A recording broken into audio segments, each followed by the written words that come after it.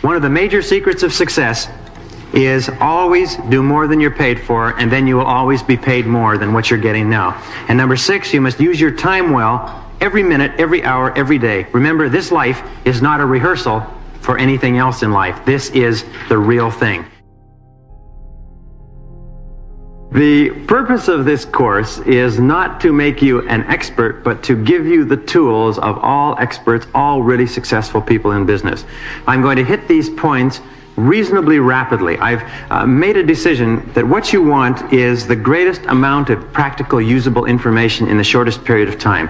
You are quite capable in your own business and in your own activities to take this material away and select from it what you need at the moment. You must have a very, very strong desire to be successful in business. In order to attempt a business enterprise, it's like embarking on a journey across an uncharted ocean, because no matter what you start off with as a compass or a destination, the tides and the winds are going to change your direction very, very quickly. You must have very, very strong desire. You must really, really want to be independent. You must really want autonomy. You must want the freedom. You must want the success, because you're going to be buffeted by the storms of business life, and without a very, very intense desire, you're going to be washed overboard. The second thing that you have to have is you have to have very clear, burning, compelling goals to which you're committed. You have to be able to determine exactly what it is you want to accomplish in terms of income, in terms of business growth, where you want to be in 1, 3, 5, 10 years, and you have to make sure that everything you're doing on a day-to-day basis is consistent with your goals. One of the things we have found is that if you are not doing something that contributes to achieving your aim, then what you're doing probably detracts from achieving your aim. And one of the major reasons for failure in life is the inability to focus single-mindedly on one thing at a time. I'll talk about this over and over as we go through the course. As a matter of fact, everything in this course is aimed at giving you the targets, the pinpoint targets for you to focus on in each area of business development. What are the key things that you have to hone in on and concentrate on in order to be successful? The next thing is belief. You must absolutely believe yourself to be capable in this field. One of the things that we find is that in business, some people are unique and have remarkable talents and can do phenomenal things in a short period of time, but the great majority of business people, 80 or 90%, are of primarily average intelligence. They are not great geniuses. They don't have extraordinarily high IQs, but they do have a very strong belief in themselves and their ability to succeed. They don't believe themselves especially to be inferior to anybody else, and they don't believe that other people are especially more talented or more capable than they are. In my years of experience, I have sometimes heard about business organizations and heard about business people running these organizations and how phenomenally talented they must be. And then when I go to work to consult with these organizations, and I spend hours with these same people that you read about in the newspapers, I sit down and I find they're really quite ordinary people. They just happen to be focused or specialized along a particular line and happen to be doing things a little bit different than other people are doing. And we can think of all kinds of examples of that. John D. Rockefeller said that the two most important requirements for business success are patience and foresight, but especially patience. And we'll talk about this a few times. If you do not have patience, you can't be successful in business, because almost everything in business is timing. There's a too soon and there's a too late. And sometimes as business people, we always want things too soon. We always want things to happen at least a year in advance of their scheduled time. And very often we push and we press to make things happen early, and it causes nothing but difficulties. And of course, the ability to delay gratification. We live in a society where everybody wants everything now. We live in a society where we've been raised on television, which means that there are 30, 60, and 90-minute solutions to all the great problems of life. And we have a tendency as adults, having grown up with 20 or 30 years of television, to always be looking for quick solutions. We see all our life that the most fundamental and complex problems of human existence are solved in those short TV segments, and the very most we're willing to bear is a mini-series. We have to realize that sometimes people problems, market problems, take a long time. I remember I was in a very, very tight fix in business. We had over-ordered, we had bought too much of a particular product, we had overextended our lines of credit, and the person that I was working for, we were talking about whether or not we had, if you like, ruined the possibilities of the company. I never forget him saying, "Brian, it's too early to tell." I said, "Well, we've been in business for 6 months." He said, 6 months is not enough in the marketplace. He said, we have to wait. Let's give it another few months. Now, interestingly enough, as a young person, as an aggressive, impetuous person, another few months seemed like a lifetime. But as it happened, another few months was the difference between failure and tremendous success for that business. It just took a little bit longer for the business to get into the marketplace. One of the things that we always make a mistake with is we think when we introduce a new product, because we know it's a great product, everybody's going to buy it. Everybody's going to recognize the same thing we recognize. However, people change their opinions and their ideas toward products very, very slowly. Sometimes you have to be in the marketplace for 3 months, 6 months, 9 months, a year, 2 years, 3 years before the product finally takes off. Home computers is a perfect example. IBM decided there was no future in the home computer market, and so they decided to stay out of it completely. But suddenly the market exploded and everybody came to different conclusions. And finally, you'll find that one of the keys to success in business is what is called method. Working systematically, patiently, doing the right things right, dotting the I's and crossing the T's, and then doing them as quickly as possible are the basic elements. And if you keep doing the right things in the right way, over time you must be successful. Over time you put all the odds on your side. And believe me, every single thing we talk about in this course, I have either done wrong, and it's cost me a lot of money, or I've worked with corporations who have done them wrong, and many of those corporations have gone bankrupt as a result and lost everything. And when I used to hear some of these things, I'd say, well, I don't particularly like that. That's not convenient. That doesn't fit with my schedule. So I would ignore that point. I would say, well, I'll ignore that point, and the rule won't apply to me just this once. Now, when you end up selling your house and selling your car in order to pay your bills because the market didn't allow you to get away with it even once, then you learn the lesson. Next time you say, wait a minute. So finally, the final analysis, it's not what you do, but who you are that makes the difference in success. So those are the internal, the personal qualities. Intense desire, intense goals, intense belief in your ability to succeed, continuing drive, patience, and the ability to delay gratification. The opportunity era that we're in today, and this is one of the greatest eras of opportunity in the history of the world, is that we have entered into the age of the entrepreneur, as well as the age of the intrapreneur, if you like, which we'll talk about in a second. But there are more corporations being formed now in our country than at any other period in history, and the rate of company formation is accelerating dramatically. And this is only the registered corporations. The number of sole proprietorships and partnerships that are forming that don't even get registered in the corporate registries is absolutely astronomical. It's up something like 500% over the last 20 years. Today in North America, there are something like 1 million businesses alone being incorporated every year. 20 years ago, it was 200,000 businesses a year. Now, of all those businesses, 80% will fail in the first 4 to 5 years. This is a part of a dynamic economy. One of the purposes of this course is to make sure that your business doesn't fail, and that if you're in business and your business is not as prosperous as you'd like it to be, that it become more prosperous rather than less prosperous. Of over 800,000 millionaires in North America, over 80% of them are self-made. Over 80% of those millionaires started off with nothing, penniless, with an idea, a product, or a service, and they built their business to the point where it is today. And we know by examining the careers and the lives of most self-made millionaires that there are certain things that they did, and they're all in this course. We find that there are 3 major reasons why so many businesses fail. Number 1 is lack of knowledge. People don't know how to run a business successfully. Number 2 is lack of support. They cannot get the support they need from their suppliers, from their creditors, from their bankers, from their friends, from their customers, and so on. And number 3 is lack of capital, lack of money. They cannot get enough money to tide them over the inevitable tough times.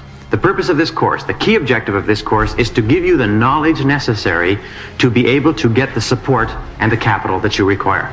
We know that it is not a terribly difficult matter to borrow funds for a good business idea if you know how to put together a business plan. Every single commercial bank in our society is there for one specific reason, which is to make loans to business. They like to make loans to consumers, they like to make loans on homes, but basically their reason is to make good business loans. And if you have the knowledge necessary to put together the right business plan and the right business program, you will be able to make the applications to raise the various finances. And not only that, it is the knowledge of doing the right things and doing right things right that gets you the support necessary in order to generate the markets, to get the suppliers to back you, in order to get the capital, in order to produce the product or service, and so on. So they all tie together, but the knowledge must come first. And more people fail from lack of knowledge than for any other reason. All right, what are the key requirements for business success? As we say, business is an art as well as a science. It's a matter of practical experience, judgment, foresight, and luck. To be successful in business, you must never forget the basics. I was thinking last night that a business is like a child. Every single child is unique and distinct. It has unique and distinct influences working on it. It develops a unique personality, and no matter how many children you never have two children the same, and you'll never have two people the same in the world. Businesses are exactly the same. They all require a certain amount of nurturing, caring, support, consideration, growth. They all have phases that they go through from infancy through to adolescence and adulthood and so on. And interestingly enough, because business is so big and so important in Western society, hundreds of millions, if not billions of dollars have been spent studying businesses. There are enormous faculties, and some of the most intelligent men and women in the world are working simply full-time, 40, 50 hours a week, studying what makes successful businesses work. And so it is possible, just like there are many thousands of psychologists, nurses, doctors, and so on working on studying what makes healthy children healthy, happy, confident. There are ways to raise healthy children, there's ways to raise healthy business. So what are the basics of business success? Number one role of business in a free society is to organize and coordinate the factors of production to produce the goods and services that people want at prices they are willing and able to pay. The role of business, especially the role of the business leader, the entrepreneur, is to combine resources, to take men, materials, labor, capital, and so on, combine them into products and services and get them to the market in sizes, shapes, qualities, and quantities that people want to buy and are willing to buy. All businesses that are successful are doing that right. All businesses that are unsuccessful are doing it wrong. The second thing is that it is the wants, needs, and desires of the customers that determine all business activity. It is not what producers produce, but it is what customers want that determines business activity. In other words, if a company is producing what customers want and producing it in a cost-efficient and effective way, then it will grow and prosper. If a company is not growing and prospering, that's the first corollary, then it means it is not producing the goods and services that people want. In other words, it's always us. We are always personally, as business people, responsible for the success or lack of success of our enterprise. Either we're doing it right, and if we're doing it right, the marketplace will tell us. If we're doing it wrong, the marketplace will tell us. And it's always the people in the marketplace that know what's right and know what's best. As customers for the same services, we want the very most for the very least, and we are also ruthless, selfish, demanding, and disloyal. In other words, if anybody can offer it to us cheaper, better, faster, we'll buy it from them. We have people who will work for a company or work with a company, buy from a company for 20 years, and a new company will spring up on the block, and they'll transfer their business across the street to that company. I remember when I was doing some work in the financial industry, I found that if one financial institution raised its deposit rates by 1/8%, it would be like tilting a big tub of water. That money and deposits would start to flow to it from all other financial institutions. That's why even 1/8% makes a big difference. A person could deal with a bank or a trust company or a savings and loan for 20 years. The instant that another savings and loan offers 1/8% more, they'll walk right across the street with their money for that 1/8%. And this is just the way we are as human beings. We all want to be better off in the future than we are in the present. Therefore, every action we take is to improve our condition. Very important. And since we are always acting to improve our condition, we always want to improve our condition the very most possible. If somebody is buying from us, it's because they have come to the conclusion that all things being equal, what we are offering is at that moment and at that time better than what anybody else is offering. If they are not buying from us, they have made the decision that what we are offering is not as good as what somebody else is offering. Very important. We'll talk about this in marketing. Well, we know that customers always make rational decisions, which means that customers are always right. I always find it interesting when I talk to business people, and business people say, well, you know, these customers just don't understand what they're missing. They don't understand. Customers are stupid. They don't see that what we're offering them is the very best they could get, or the very finest quality, the very cheapest. No. Customers are very smart. Customers are brilliant, in fact. Customers are geniuses. Customers can discern the right differences every single day of the week. And it is never the customer who is wrong, it's always the business person. This is one of the hallmarks of successful businesses. They say if we're not selling enough, if we're not doing enough business, it's because of something that we're doing. It's certainly not the marketplace. Well, we know in a dynamic market there are always opportunities for those who can find new, better, faster, cheaper ways to serve customers with what they want. Many of the largest firms in the world today did not exist 10 years ago. There are many billion-dollar organizations that were not even in a person's mind 10 years ago, and there are many billion-dollar organizations of 10 and 20 years ago that don't exist anymore, or that exist in greatly reduced form. We live, if you like, in a dynamic market. There are always companies and individuals coming up. There are always companies and individuals going down. It's always happening. We see it with changing economy, changing demands, changing trends, and so on. As long as there are customer needs unmet, or better or cheaper ways to meet them, there are money-making opportunities for the creative minority, which means that as long as people don't have everything they want in life, there are always opportunities to start and build successful businesses. The only question is, do we take the time to find out what it is that people want? There are always business opportunities for those who are willing to lower their prices, in other words, to offer new products or services, or to change your customers. We've done a lot of research on employment. And we find that one of the things that stops individuals who are unemployed from getting reemployed, one of the major things, is they keep insisting that they want to do what they were doing before they got laid off or before their industry collapsed, and they want to keep on doing that, and they want somebody to hire them to do that here in this place where they are living because it's convenient for them. They don't realize that in order to get reemployed as an individual, if your industry is changing, if your skills are becoming obsolete for one reason or another, in order to become reemployed, you have to restructure what you're offering. You have to either offer it to new markets, you have to change your wage levels, you have to demand less. I've counseled with people who said, I was earning $30,000 a year and I got laid off, and I cannot find another job. I said, how do you mean you cannot find another job? He said, I've been everywhere, I can't find another job. I said, are people hiring in your industry? Oh yes, they're hiring, but they're only paying $20,000 a year. I said, you know why? I said, what has happened is that the market value of the service you offer has dropped to $20,000 a year. It's no longer 30. You may have been paid 30 under unique circumstances, but where do you have a better opportunity to earn $30,000? Trudging the streets, looking for a job that's not there, or taking a job at $20,000 and increasing your value? With companies, we often find that we offer our products and services at the very most that we can get for those products and services, but sometimes the market will take a kaboom and the price will drop out of our products and services if we continue to demand the same prices, or we continue to try to sell the same products at the same prices to the same markets. Very often the market will say, I'm sorry, I'm not interested. Often we have to lower our prices. Often we have to change our customers. One thing I like to point out is that a business enterprise is like a bundle of resources. As a bundle of resources, it can be turned in any direction.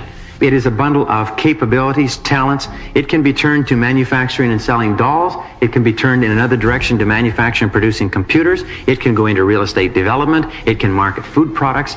In something like 70 or 80% of all the businesses that were surveyed, we found that the people who achieved the greatest success in entrepreneurial activities did not achieve them in the areas where they first started. They achieved them in areas different from what they started in.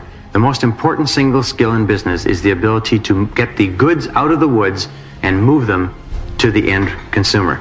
A company can absorb mistakes in every single area of endeavor, but it cannot absorb mistakes in marketing, because if marketing stops, the company stops too. Profits are always a result. Profits are not the objective. People who start into business with the goal of serving customers well by giving them the products or services they want are usually successful, and the profits follow. Customers pay all wages, not corporations, and everyone has at least one customer. One of the things that we have to ask over and over again is, who is our customer? Who is your customer? Who do I have to satisfy in order to be successful? And then, as you'll see as we go on a little bit later, who is my biggest customer? Who do I have to satisfy the most in order to be the most successful? I used to work for the chairman of a large conglomerate, which I've mentioned before.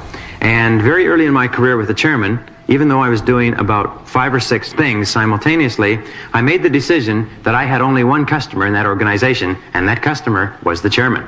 And as long as I satisfied that customer, I could be slow or slack or make mistakes in any area, but as long as the chairman was happy, everything would be fine.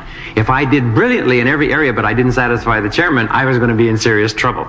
And I'd suggest that as a very, very good strategy. Your success will always be determined by what you do, the demand for your product or service, and the difficulty of replacing you. The most important thing is, how valuable is your service to other people? How valuable is it? You can tell how valuable it is by how much people are willing to pay you for it. The same strategies adhere inside a corporation. Doing everything possible to increase the value of what you do for your company makes you a more valuable person. Xerox had an advertisement that came out some years ago, and the advertisement showed sort of a little cartoon.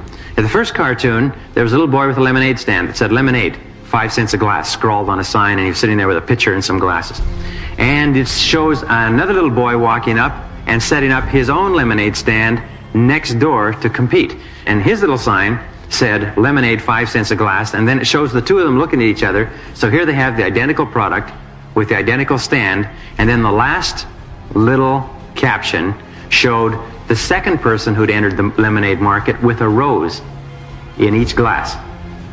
And it says, when people compete, products get better. So in other words, he had added a little bit of something special, and it was the little bit extra that made all the difference. Well, if you wish to earn more, you must concentrate on increasing the value of your services. You will always be rewarded in direct proportion for what you do and the value of what you do. Your whole job in life is simply this, is to increase your value. Do everything possible to increase your value. Listening to tapes like this is a very, very important investment in your future. Well, the market only pays superior rewards for superior goods and services. It pays average rewards for average goods and services. And it pays inferior rewards for inferior goods and services.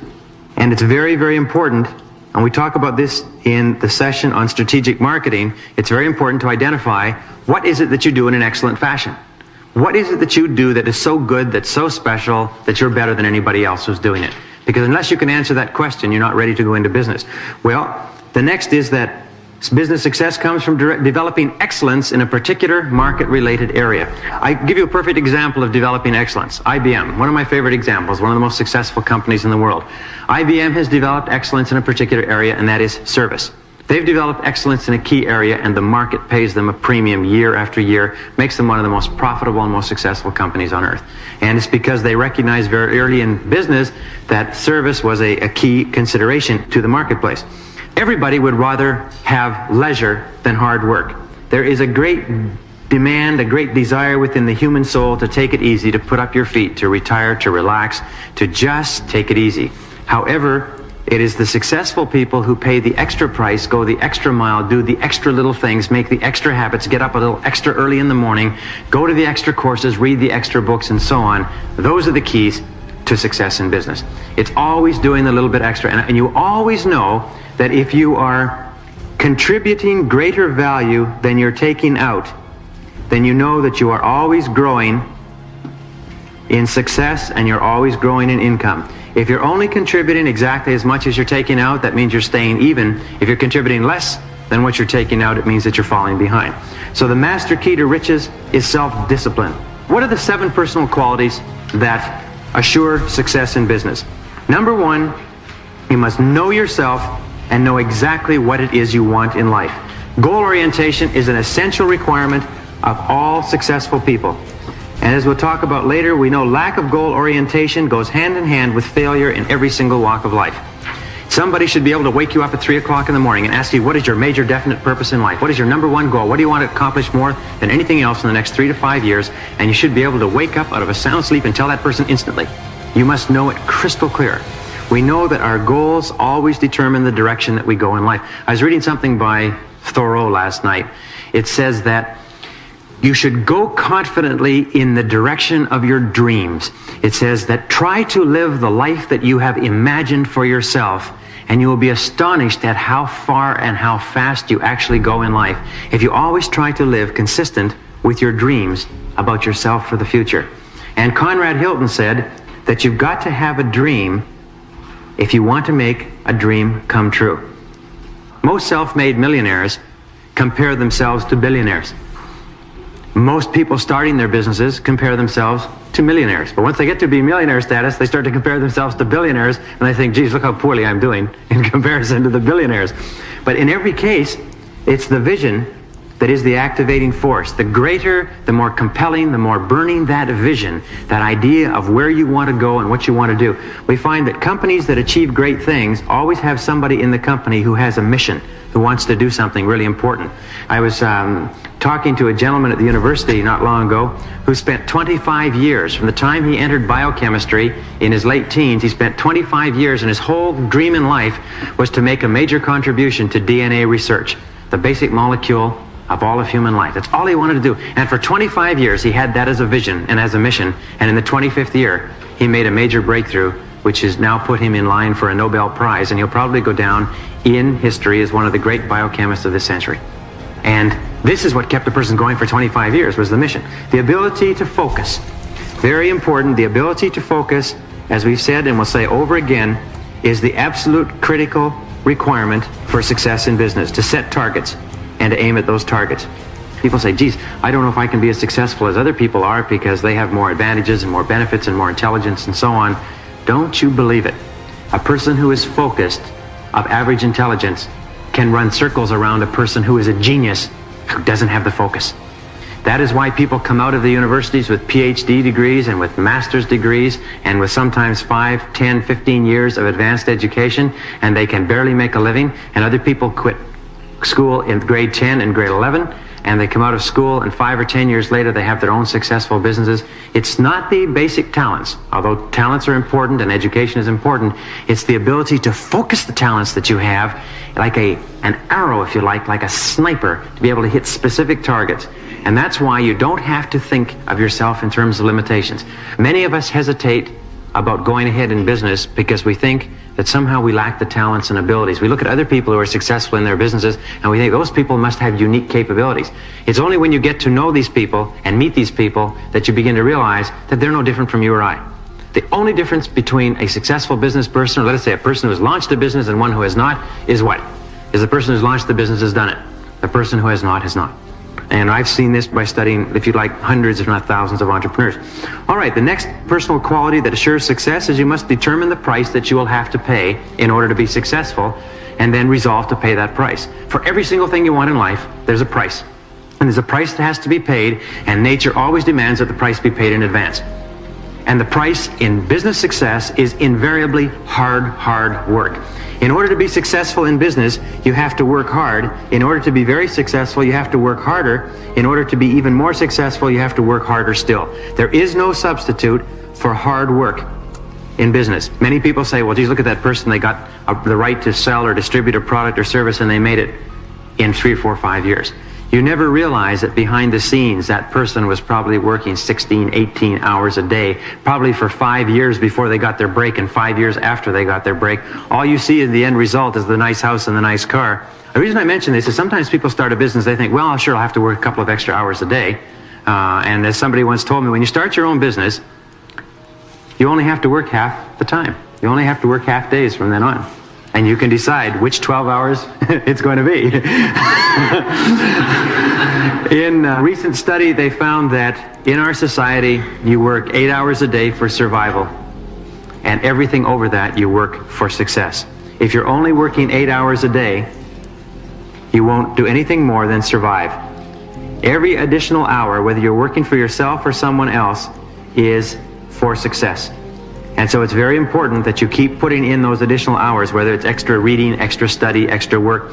There are many universities and many psychologists and professors who have studied millionaires. They make a business of studying millionaires, interviewing them, bringing them together, looking at their lifestyles, looking at their habits to find out what they have in common.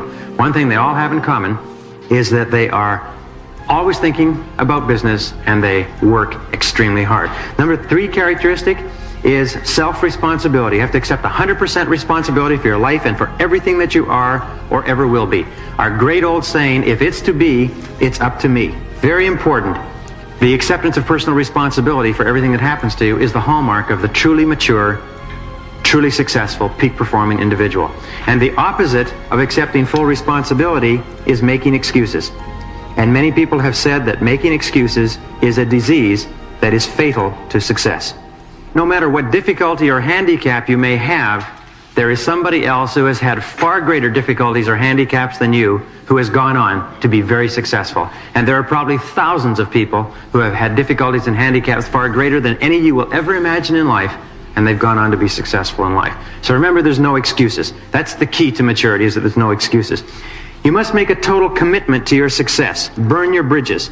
Total commitment is absolutely essential in order to be successful in anything. My friend Charlie Jones, the great humorist, says that the two keys to success are simply this: set goals, he says, and then make a total commitment to achieving those goals, and then let nothing dissuade you. Burn your bridges behind you, and let nothing dissuade you from going for that goal. Don't try to straddle. I've seen many people who have started a business on the side, and then what they tried to do is they tried to stay with their main line of work, and they've tried to make their business successful too. And do you know what happens almost invariably? Their work deteriorates to the point where their employment is threatened, and they lose their money in their business. One of the things that I found over and over again, and I've been told this by hundreds of people, is that businesses require tremendous, tremendous total commitment and full-time commitment. Number 5, you must be willing to work hard, to go the extra mile, and to always do more than you're paid for. One of the major secrets of success is always do more than you're paid for, and then you will always be paid more than what you're getting now.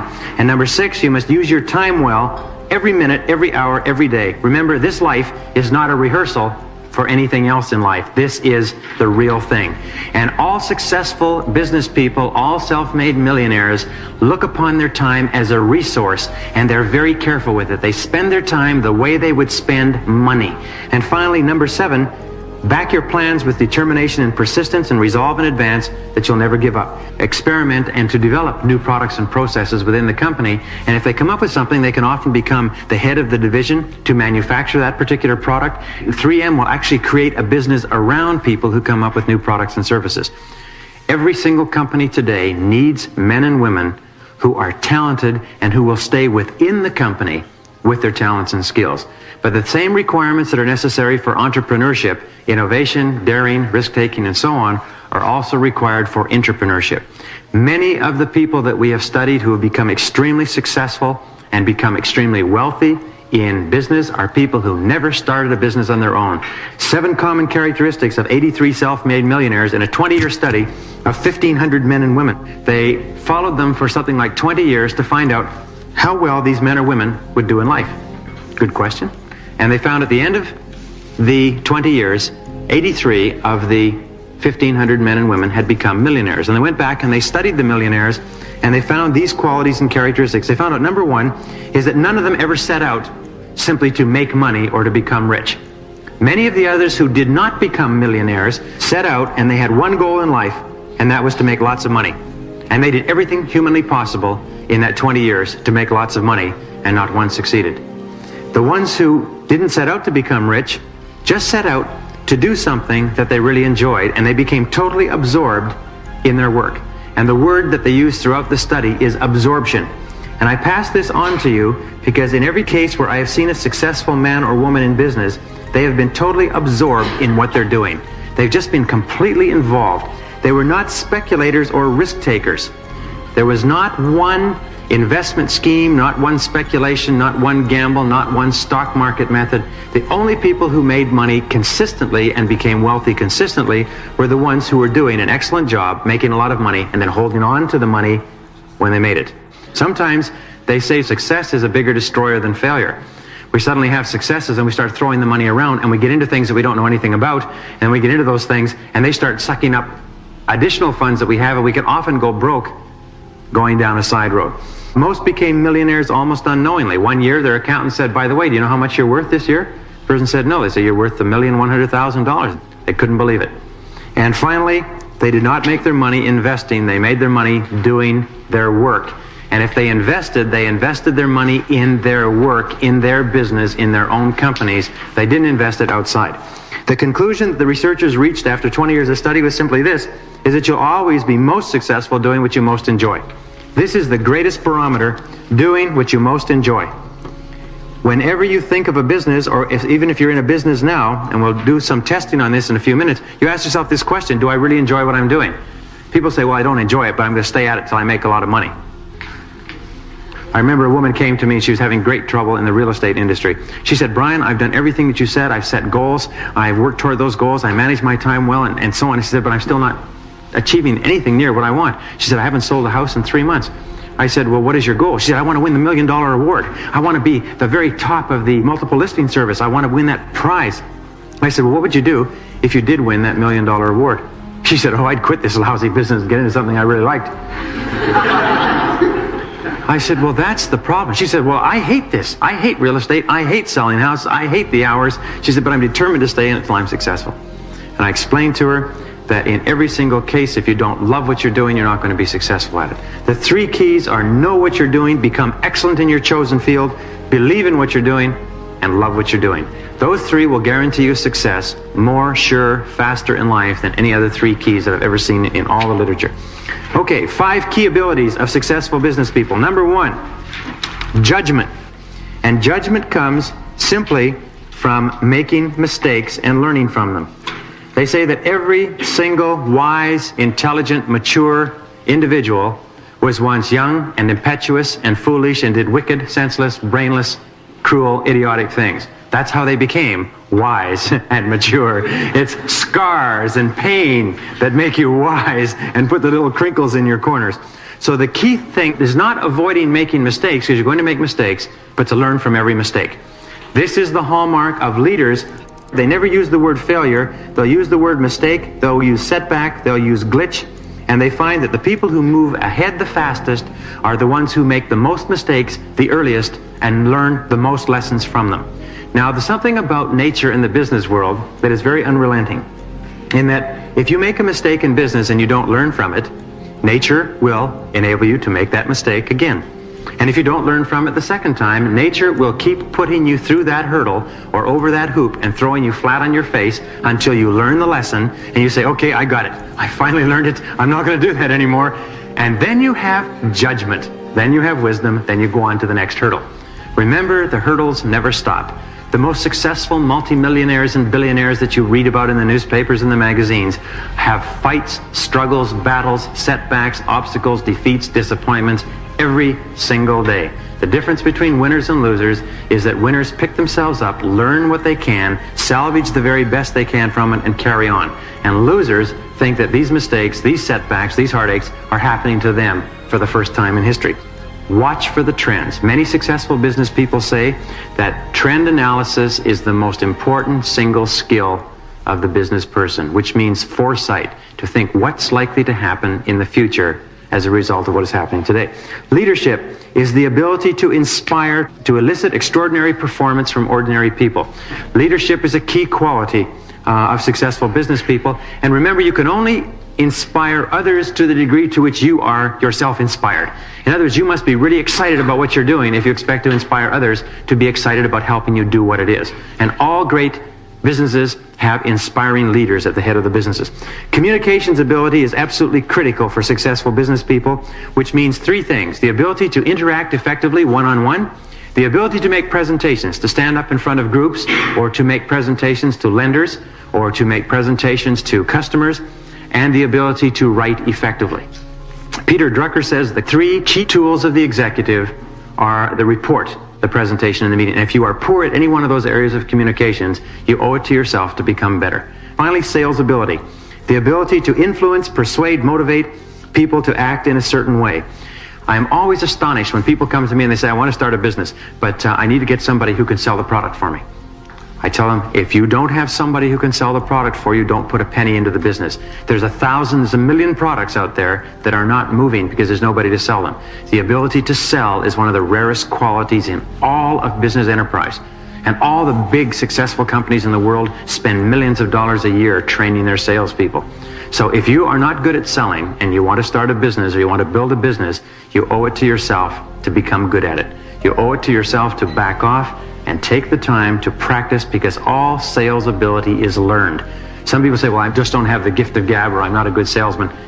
Nobody was a good typist when they started. Nobody could ride a bicycle when they started. Nobody could drive a car when they started. Nobody can run a computer when they started. Nobody could sell when they started either.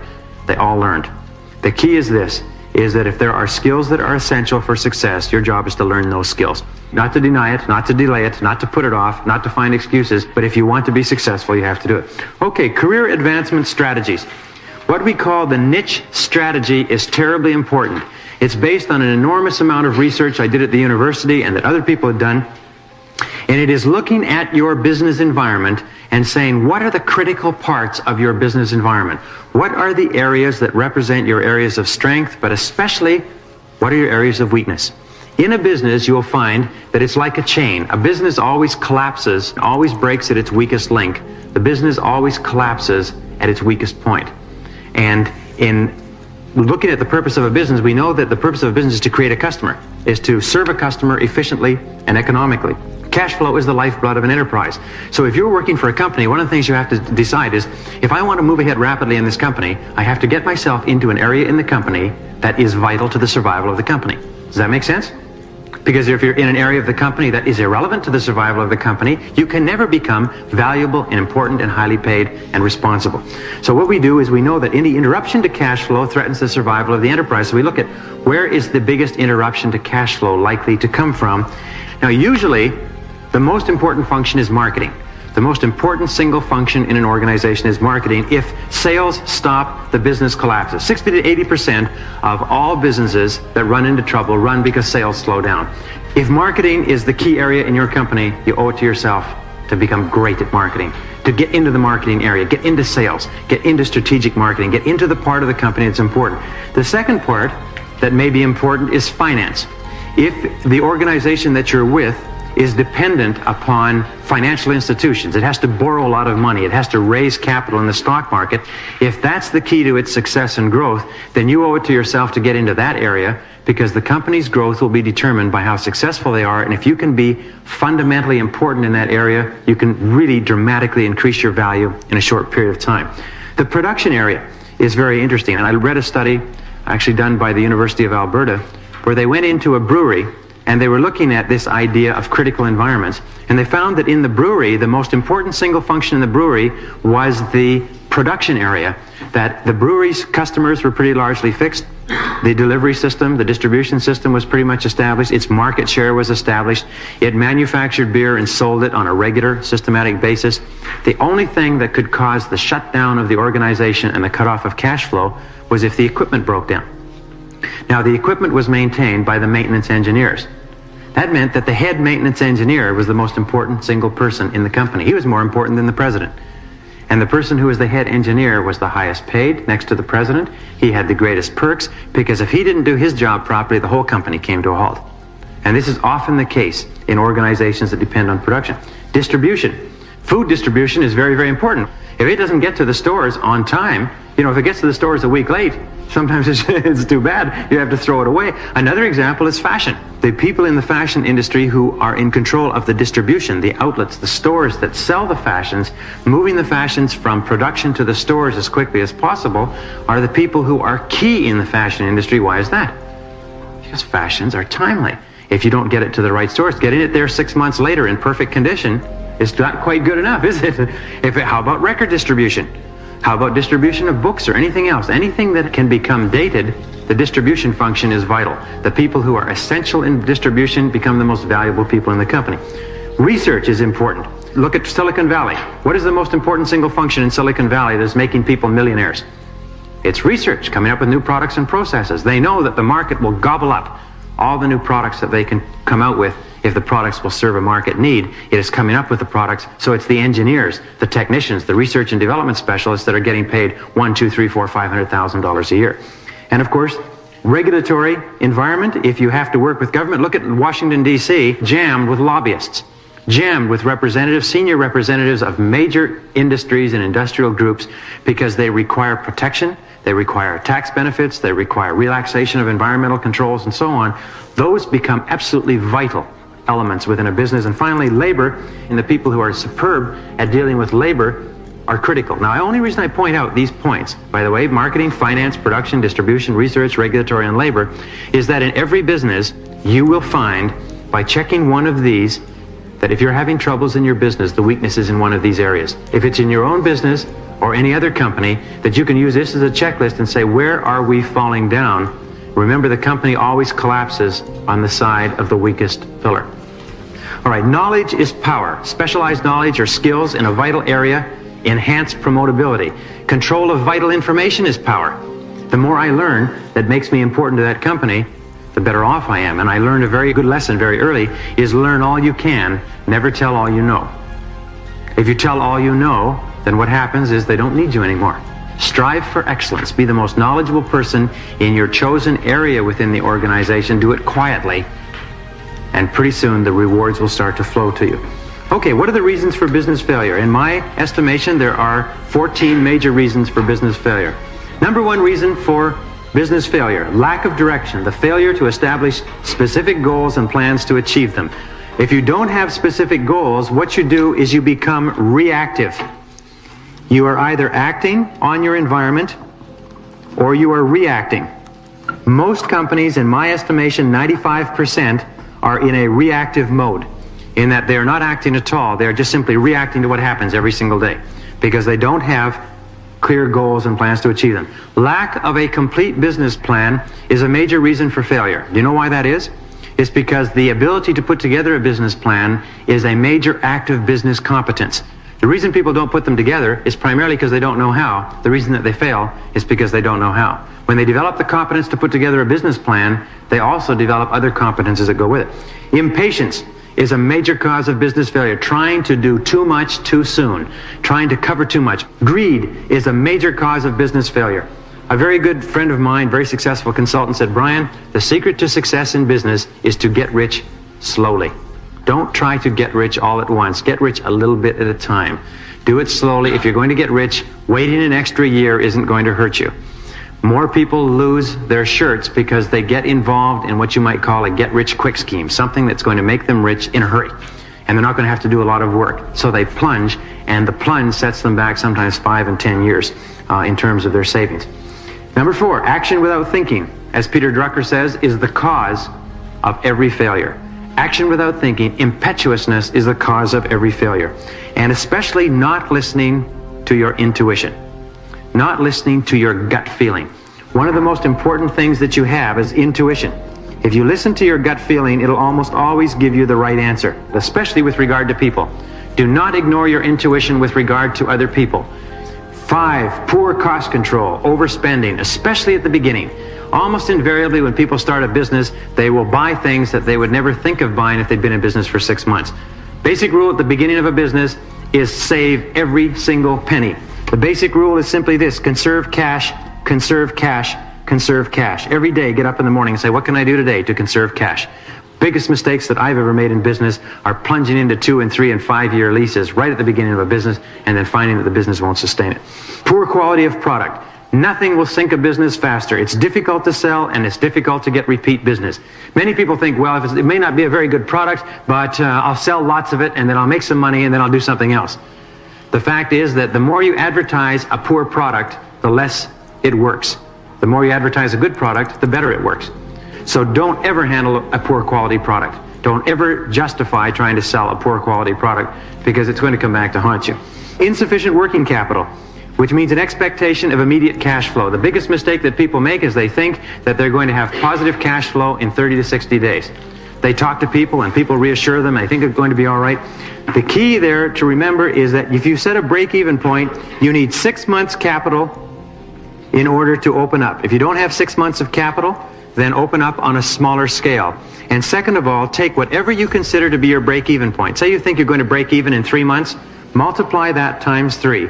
The law of 3 comes out in every single study of business, in every single product or process. Always take your most conservative, most reasonable break-even point and multiply it by 3, because that's far more realistic, and make sure you have enough capital to last that long. Number 8 is bad or non-existent budgeting. Failure to develop pro formas and budgets for operations. Many people actually start a business and embark upon what we call guaranteed losses. Because they haven't done budgeting and they haven't worked out how much it's going to cost and how much they're going to have to pay, they haven't worked out that they're making a loss on every single item that they're selling. You've heard the old saying of the fellow who says, I lose money on every item I sell, but I make it up on the volume. Do you know how many business people actually operate on that? And because instead of sitting down and doing a pro forma, working out all their costs, all their expenses, and how much they're likely to have at the end in terms of profits, they find that in many cases they don't have any profits at all, and yet they're working their heart out. They can't understand. They're doing so much business, but they're going broke day by day. So just the fact that you draw up budgets and pro formas is a very, very good discipline, and we'll show you how to do that later. Inadequate financial records. Most accountants will tell you, surest way to go broke is to treat your bookkeeping as though it were an irrelevant sideline. Throw all your receipts in a box and get to them at the end of the year. One of the things which I do recommend, by the way, is if you're not good at bookkeeping, don't do it. Hire somebody else. Number 10, major reason for business failure, loss of momentum in the sales department, which leads to a loss of cash flow and a collapse of the business venture. It's the number one reason for business failure is people get too busy doing other things and they think that sales will just keep on coming in. And lo and behold, sales are like water in a pump. You notice that? You keep pumping the pump and the water keeps flowing. What happens if you stop pumping the pump? The water stops flowing. With sales and marketing, you have to be pumping that pump all the time. The instant that the strong executives, the most important people, take their hands off that pump, the sales and marketing effort just burns to a halt, and the whole company falls apart. I've worked for 2 companies now that got so carried away with their success that they became administrative companies, and they felt that sales would just come to them because they had established themselves in the marketplace. Now it was a matter of setting up administrative systems. Within 9 months, one company that went from $0 to $3 million in business in 4 years, the men had worked all their lives for that opportunity. They built their company. They had made it in life. 9 months later, they were dead. A business consultant came in and told them, what you have to do now is really work on administration. Set up your internal systems, your internal controls. They got so carried away with it, 9 months later, the company was dead. All the top salespeople left, and the market just turned their back on them and walked away. Well, failure to anticipate market trends. Changes in demand, changes in customer preference, changes in the economic situation. When gasoline prices go up, what's that going to do? When interest rates go up, what's that going to do? When the real estate industry increases or decreases, what is it going to do to your business? Watching economic trends is very important. Number 12, lack of managerial ability or experience. People just simply don't have the experience or the ability to be in business. People don't know what they're doing. They don't understand about pro formas. They don't understand about budgets. They don't understand about selling or marketing or advertising. And lo and behold, most cases they won't take any advice either. So you can always get experience or ability if you do it slowly. But if you try to do it all at once, what you do is instead of accelerating your career, you set yourself back 5 or 10 years. Indecisiveness is a major reason for failure. The inability to make decisions in the face of difficulties. Things start to go wrong, and what you do is you put off making hard decisions. Another thing is inability to make decisions, delaying decisions because of fear of hurting people's feelings. Keeping on incompetent people, staying in business relationships that aren't working for fear of hurting somebody's feelings is one of the major causes for failure in small and medium-sized businesses. Isn't that interesting? Interesting statistic came out of some very large consulting studies that were done a few years ago, is that if we cannot immediately cut off the deadwood and keep working with only people who can do the job, chances are they'll drag us under. And afterwards, you know what?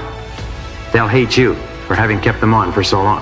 Bad human relations with staff, suppliers, creditors. 95% of all business failures come from an inability to get along with other people. Number 14, which underlies everything, is diffusion of effort, lack of priorities, going off on tangents, and the inability to concentrate on doing the right things and doing things one at a time. Now, what are the reasons for business success? Well, there's 10 reasons for business success, many of which are the converse of the reasons for business failure. Number 1 is the product or service is well suited to the needs and requirements of the current market. Very important. Number 2 is there is a complete business plan developed before commencing business operations. The development of a business plan, although it is laborious, is a sign of managerial competence. It tells you and it tells the world that you're qualified to start a business. The inability or unwillingness to develop a plan tells the world that you are not competent. Number 3, a complete market analysis is followed by a development of an advertising, promotion, and sales program. In other words, you sit down and you determine who is your competitor, who is your market, where do you sell, who buys, why they buy, what benefits they buy, what you do better, where you're going to sell to, and so on, which we'll talk about in a subsequent session. And then you design your sales programs and work it out. Let me give you an example. I sat down with a person who was going to open a store in a shopping center. And we went through the financial analysis. I was trying to lease them the space, as a matter of fact. I went through the financial analysis, and it turned out that that person would have to have something like 38 customers a day, spending an average of $25 per person in order to survive selling the products that they were selling. And their average sale was $12 per person, and it was a small rural shopping center, and they would never be able to survive. I just worked them through it. Based on what you have to sell in order to survive, you're not going to be able to do it in this location. And he said, no. He said, you don't understand. And he opened the store anyway, and he lost 5 years of savings. they went broke 6 months later. So the financial analysis and the marketing analysis is important. Tight financial controls, good budgeting, accurate bookkeeping, and accounting. The basic rule to remember in running a business, and I've worked with some of the most successful business people in the world, is frugality, frugality, frugality. Cheap, cheap, cheap. Pinch every penny until it screams. Be very, very careful. As we said before, conserve cash. Go cheap every single penny that you possibly can. Buy used equipment, used furniture, used carpeting, rent used space, and so on. Be very, very careful about expenses. A high degree of competence, capability, and integrity on the part of the key staff. Very important. Hire only the people you need and hire people who can do what you need them to do. Don't try to train people on the job, especially in a small and medium-sized business. Good internal efficiency, good time management, clear job descriptions, clear and measurable output responsibilities. In other words, everybody knows what they're supposed to do, knows the most important things they're supposed to get done, and manages their time well in order to do it. Number 7 is determination, persistence, and patience on the part of the business owners, the business principals. Number 8 is good communications amongst the staff, an open door policy. The better the communications, the more everybody knows within an organization, the better that organization functions. We find that in every single case where you have a problem organization, you have secrecy, you have poor communications amongst the staff, poor communications up and down. People are playing it cool. In your big companies like IBM and Hewlett-Packard, everybody's on a first-name basis. Everybody can have any information they need in order to do their job well. Number 9, strong momentum in the sales department and an emphasis on marketing. Everybody thinks marketing all the time, which leads us to number 10, a concern for the customer at all times is a top priority. Every single successful company that I've ever seen has one characteristic amongst all the people in that company. It's love for the customer. Love for the customer. They love their customers. They are very concerned. If a customer has a problem or a complaint or a difficulty, they're very, very concerned about it. And you'll find that right from the switchboard all the way through, when you call a good company, they treat you like you're really, really important. I used to work for a large department store chain that subsequently had a lot of financial problems. The clerks would be so busy doing their busy work behind the counters that when a customer actually came along, they'd be irritated.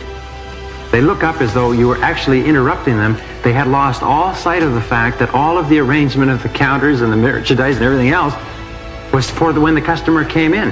And what happens is they treat customers indifferently. They say, oh, geez, well, I can't do that now. I'm going on coffee. Or could you hurry up? It's almost my lunch break. I was doing some consulting with a firm just last week where the manager was appalled. Somebody came in to buy $800 worth of merchandise at 4:45 that had to be installed. And it took about 20 minutes to install it. And the person says, I'm sorry, we can't take the business. You'll have to come back tomorrow because we shut down at 5 o'clock. And it'd take 20 minutes to install it. They turned an $800 customer away. He said, we never knew whether that customer ever came back or not. But it was certainly disconcerting to find that there are people doing that. We spend a fortune advertising to get them to come in. And they come in and they want to buy, and we tell them to go away because it's just not convenient right now. You know what the person had to do? They had to go drinking at 5 o'clock with their buddies, and they didn't want to be late. So be very careful about that. Those are the reasons for business success. Now what we're going to do is a very brief exercise. I'm going to ask you to answer some questions. And these questions are very important. They're important for now, they're important for tomorrow, they're important for the future, and they enable you to focus on the very most important things that you could or should be doing within your business. And I'm going to give you 1 minute to answer each of these questions, and I want you to write them as fast as you can. Write the first things that come to your mind. Don't think about it.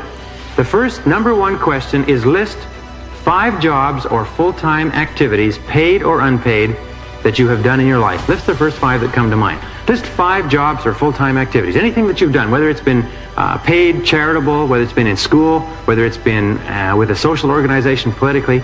Write the first 5 full-time activities that you have engaged in since you left high school. However many you have, now go quickly to question number 2 and write down the one thing that you enjoyed most about each job or full-time activity. In the order that you wrote the jobs, write down what you enjoyed the most. What part of the work did you enjoy? What part gave you the greatest amount of satisfaction in that work? When you look back on it, what makes your heart glow, if you like, or makes you happy when you remember that particular activity? All right, go to question number 3. Again, thinking back, over the jobs. What did you do best in each job or activity? What were you best at? What part of the job or activity did you do the best? Were you the most capable at? If you were doing 5 or 10 different things, what part of it did you excel at? What part of it were you the very best at? Your performance, your skills, your capability were the very finest in that particular area of the job. Now, go to question number 4. What was your major accomplishment in each of those jobs or full-time activities? What one thing did you accomplish? Was it a technical thing? Was it an interpersonal thing? What thing did you achieve that you remember the most as being the highlight of that job or activity? Just think through. In retrospect, the one thing that you did or the one thing that you accomplished or achieved successfully in that job, even if it was just learning a lesson, learning something important, something of value that you got, additional training, whatever it happens to be, write it out as quickly as you can. All right, go on to the next question. Wherever you are, go on to the next question. Now list 5 activities, experiences, events, or situations in your life that have given you immense personal satisfaction, a feeling of importance, of self-liking, and self-worth. It could have been getting married, it could have been getting a degree or graduating, it could have been anything, but write the first 5 that come to mind as quickly as possible. All right, question number 6. If you could have any job or be in any business, what do you think you would enjoy the most? Imagine a billionaire who control a variety of organizations came up to you and said you could have any job you wanted or be in any business in the world. Which one would you choose? What job would you want? Would you want to work for someone else, or would you want to work for yourself? If you wanted to work for yourself, what business would you want to be in? What sort of position would you like to have in that business? Write the very first thing that comes to mind. All right, question number 7. How much do you want to be earning in 1 year, in 3 years, in 5 years, in 10 years? Very, very important that you have an idea of what these figures are. And don't be too concerned about how correct or how accurate you are. Just write down what you consider to be a reasonable goal to achieve in the next 1, 3, 5, 10 years. The wonderful thing about that is that 95% of people walking around will never write down a financial goal in their whole life. And they cannot understand why they do not improve their financial conditions. The very taking of that exercise that you just did moves you into the top 5% in the world in terms of future planning. And you will be astonished. I've had people take that exercise and never look at it again till 2 years later, and then open it up and look at it and say, by doggone it, they have achieved those financial goals. Just writing it down programmed it into the brain, and over the previous 2 years, the opportunities to achieve the financial goals came to them. All right, question number 8, and the final question in this session. Imagine that we had a bottle of pills that guaranteed you against failure. And the question is this: what one great thing would you dare to attempt if you knew you could not fail? Each of you would get one of these pills. You could take this pill. You'd be guaranteed of success, 100% of any one thing that you attempted in your world, especially in your business and your career world. What one great thing would you aim for if you absolutely knew beyond a doubt that you could not fail? Write the first thing that comes to mind. The answers to the questions on what jobs you did, what you accomplished in those jobs, what you enjoyed most, will be a very, very good indicator of what you should be doing in terms of your work, in terms of your career, in terms of your future planning.